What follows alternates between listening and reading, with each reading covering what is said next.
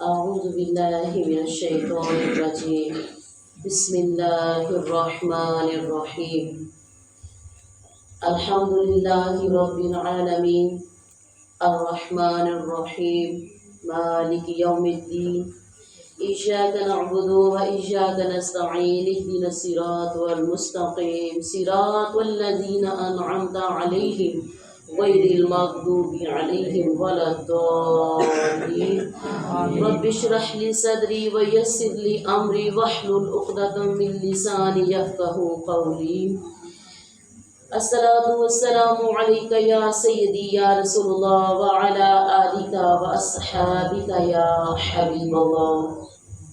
مصطفیٰ صلی اللہ تعالیٰ علیہ وآلہ وسلم کے نوکروں کے نوکر خانہ میں آنے والی تمام قابل احترام اہل ایمان روزہ دار ماؤں بہنوں بیٹیوں اپنے ادارے کی جملہ سٹاف اور طالبات کو پیار محبت اور امن کا پیغام سلام پیش کرتی ہوں. السلام علیکم ورحمۃ اللہ وبرکاتہ. وعلیکم السلام ورحمۃ اللہ وبرکاتہ.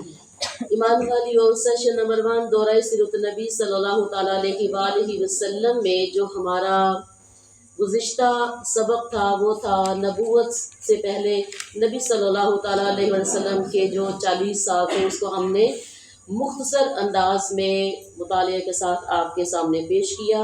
اور اب جو ہمارا دورہ سیرت نبی میں ہے، اب ہے سیشن نمبر 1 میں دورہ سیرت نبی صلی اللہ تعالیٰ علیہ وسلم میں نبوت و رسالت کی چھاؤں میں جو معاملات تھے آج ہم وہ آپ کے سامنے مختصر انداز میں رکھیں گے. ایمان والیو، غار حرا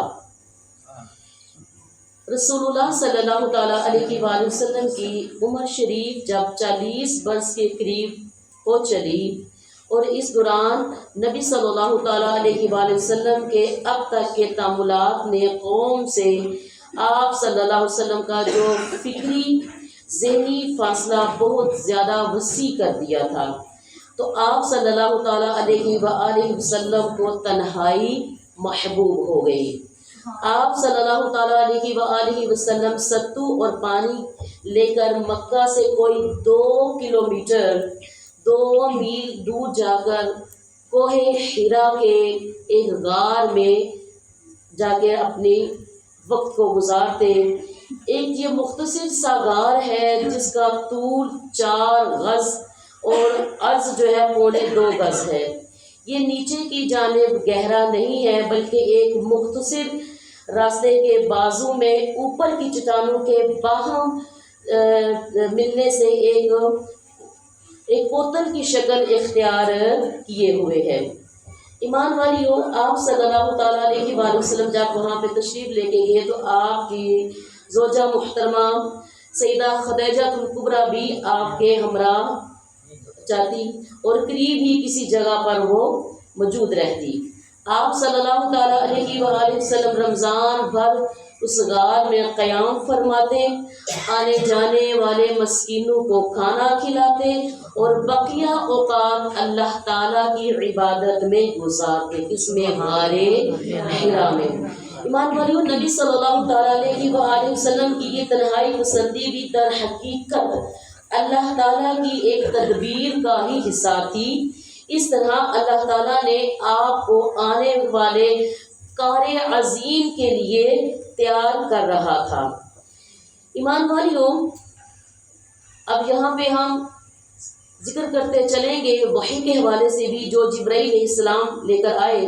جب آپ صلی اللہ تعالیٰ علیہ وآلہ وسلم کی عمر مبارک 40 برس ہو گئی اور یہی سن کمال ہے اور کہا جاتا ہے کہ پیغمبروں کی 62 کی عمر ہے، تو زندگی کے افق کے پار سے آثار نبوت چمکنا اور جگمگانا شروع ہوئے. یہ آثار خواب تھے اور آپ صلی اللہ تعالیٰ علیہ وآلہ وسلم جو بھی خواب دیکھتے وہ سپیدہ صبح کی طرح نمودار ہو جاتے، نمایاں ہو جاتے. اور اسی حالت میں آپ 6 ماہ کا عرصہ آپ کا گزر جاتا ہے جو مدت نبوت کا 40واں حصہ ہے اور کل مدت نبوت 23 برس ہے.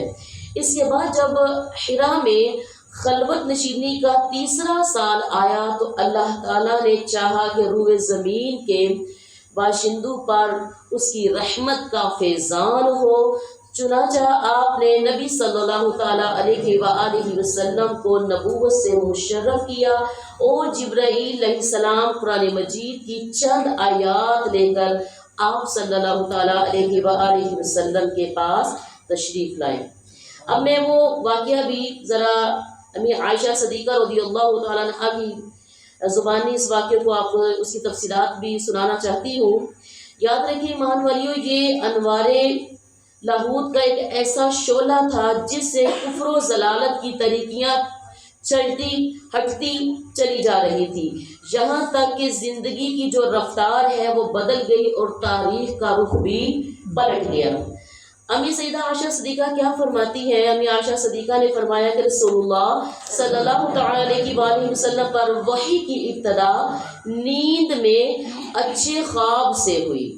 آپ صلی اللہ تعالیٰ علیہ وآلہ وسلم جو بھی خواب دیکھتے وہ سپیدہ صبح کی طرح نمودار ہوتا تھا۔ پھر آپ صلی اللہ تعالیٰ علیہ وآلہ وسلم کو تنہائی محبوب ہو گئی، چنانچہ آپ صلی اللہ تعالیٰ علیہ وآلہ وسلم نے غار حرا میں خلوت اختیار فرمائی اور کئی رات گھر تشریف لائے بغیر عبادت میں مصروف رہتے۔ اس کے لیے آپ صلی اللہ تعالیٰ علیہ وسلم توشہ لے جاتے، پھر جب توشہ یعنی کھانے کا سامان ختم ہوتا تو حضرت خدیجہ رضی اللہ تعالیٰ عنہ کے پاس تشریف لاتے اور تقریباً اتنے ہی دنوں کے لیے پھر توشہ لے جاتے، یہاں تک کہ آپ صلی اللہ تعالیٰ علیہ وآلہ وسلم کے پاس حق آیا اور آپ صلی اللہ تعالیٰ علیہ وآلہ وسلم غار حرا میں تھے، یعنی آپ صلی اللہ تعالیٰ وسلم کے پاس میں فرشتہ آیا اور اس نے کہا پڑھو اقرا۔ کیا کہا؟ پڑھو، یعنی کہ اقرا۔ تو نبی صلی اللہ تعالیٰ علیہ وسلم نے فرمایا ما انا بقاری، میں پڑھا ہوا نہیں ہوں۔ آپ صلی اللہ تعالیٰ وسلم کیا فرماتے ہیں؟ آپ فرماتے ہیں کہ اس پر اس نے مجھے اتنا زور سے پکڑ کر دبوچا، پھر چھوڑا، پھر کہا پڑھو۔ پھر فرمایا کہتے ہیں میں نے کہا ما انا بقاری، میں پڑھا لکھا نہیں ہوں۔ اس نے پھر دبوچا اور نبی صلی اللہ تعالیٰ علیہ وسلم نے فرماتے ہیں کہ اتنے زور سے دبوچا کہ میری قوت نچڑ گئی۔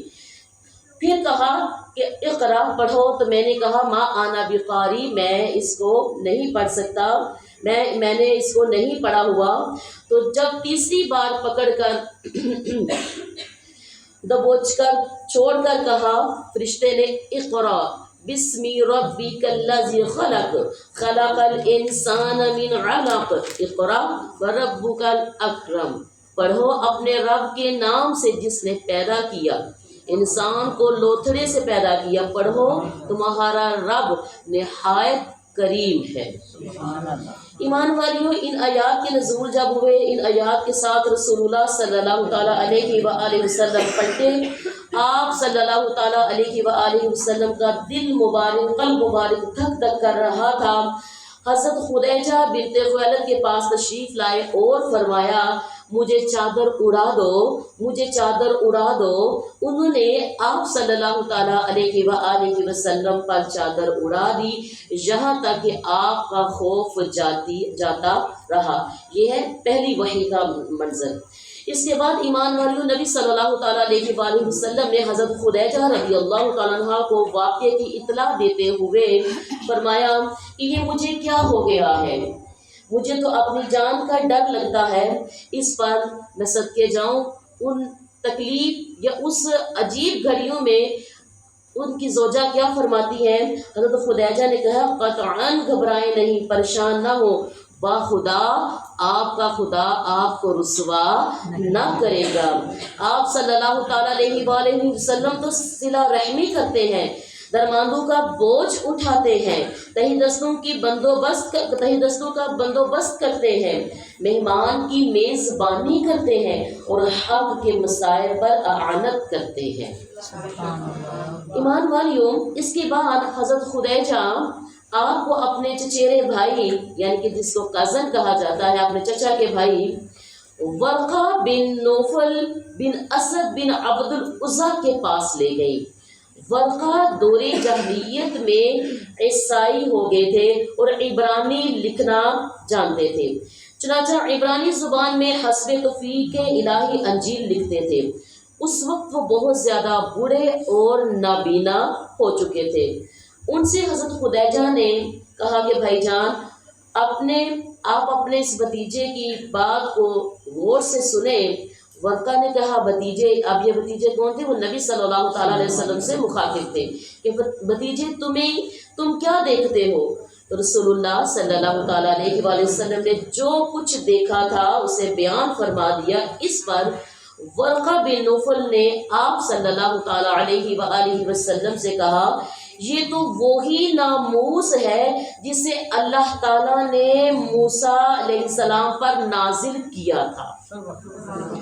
کاش میں اس وقت توانا ہوتا، کاش میں اس وقت زندہ ہوتا جب آپ صلی اللہ تعالیٰ علیہ وآلہ وسلم کی قوم آپ صلی اللہ علیہ وسلم کو نکال دے گی۔ رسول اللہ صلی اللہ تعالیٰ علیہ وآلہ وسلم نے فرمایا، اچھا تو کیا یہ لوگ مجھے نکال دیں گے؟ ورقہ نے کہا، جی ہاں، جب کوئی آدمی اس طرح کا پیغام لایا جیسا تم لائے ہو تو اس سے ضرور دشمنی کی گئی، اور اگر میں نے تمہارا زمانہ پایا تو میں تمہاری زبردست مدد کروں گا۔ اس کے بعد ورقہ بن نوفل جلد ہی فوت ہو گئے اور وحی رک گئی۔ ایمان والیوں، جب وحی بند ہو گئی تو رسول اللہ صلی اللہ تعالیٰ علیہ وآلہ وسلم اس قدر غمگین ہوئے کہ کئی بار آپ بلند اور بالا پہاڑ کی چوٹیوں پر تشریف لے جاتے، لیکن جب پہاڑ کی چوٹی پر پہنچتے تو حضرت جبرائیل علیہ السلام نمودار ہو کر آپ صلی اللہ تعالیٰ علیہ وآلہ وسلم کو وہی بات بار بار دہراتے کہ اے محمد صلی اللہ تعالیٰ علیہ وآلہ وسلم، آپ اللہ کے رسول برحق ہیں، اور اس کی وجہ سے آپ کو اضطراب میں آپ کا اضطراب تھم جاتا، آپ کو سکون ملتا، آپ کے نفس کو قرار آ جاتا اور آپ واپس آ جاتے۔ اور یوں ہی پھر جبرائیل علیہ السلام دوبارہ بھی وحی لے کر آئے۔ ایمان والیوں، اب چلتے ہوئے میں آپ کو کچھ وحی کی اس مختصر سا جو ہمارا دورہ سیرت النبی ہو رہا ہے، اس میں میں وحی کی اقسام بھی آپ کو بتا دیتی ہوں۔ ایمان والیوں، اب ہم ذرا سلسلہ بیان سے ہٹ کر، یعنی کہ رسالت و نبوت کی جو حیات مبارکہ کی تفصیلات شروع کرنے سے پہلے وحی کی اقسام کا بھی ذکر کرنا چاہتی ہوں، کیونکہ یہ رسالت کا مصدر اور دعوت کی کمک ہے۔ علامہ ابن تیمیہ نے وحی کی 7 اقسام بیان کی ہیں۔ یہ مختصر سا آج کا ہمارا دورہ سیرت النبی میں کہ نبوت اور رسالت کی چھاؤں میں جو منظر تھا وہ میں نے آپ کے سامنے پیش کیا۔ اس کو سمجھیے اور سمجھ کر آگے پھیلائیے۔ دعاؤں میں یاد رکھیے گا۔ والسلام فی امان۔